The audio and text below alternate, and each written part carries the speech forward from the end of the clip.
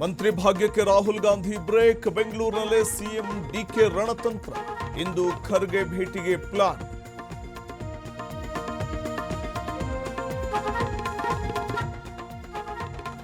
ಚೆನ್ನಮ್ಮ ಆರೋಗ್ಯ ಸ್ಥಿತಿ ಗಂಭೀರ. ಮಣಿಪಾಲ್ ಆಸ್ಪತ್ರೆಯಲ್ಲಿ ಚಿಕಿತ್ಸೆ. ಪತ್ನಿಯ ಸ್ಥಿತಿ ಕಂಡು ದೇವೇಗೌಡರು ಭಾವುಕ.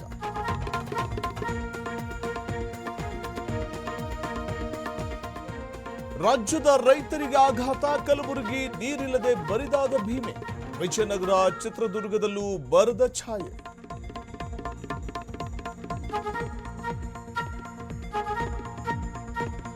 ಸಿಡಿದೆದ್ದ ಮಾವು ಬೆಳೆಗಾರರು. ಹೆದ್ದಾರಿ ಬಂದ್ಗೆ ಮುಂದಾದ ರೈತ ಅರೆಸ್ಟ್. ಶ್ರೀನಿವಾಸಪುರದಲ್ಲಿ ಹೈಡ್ರಾಮಾ.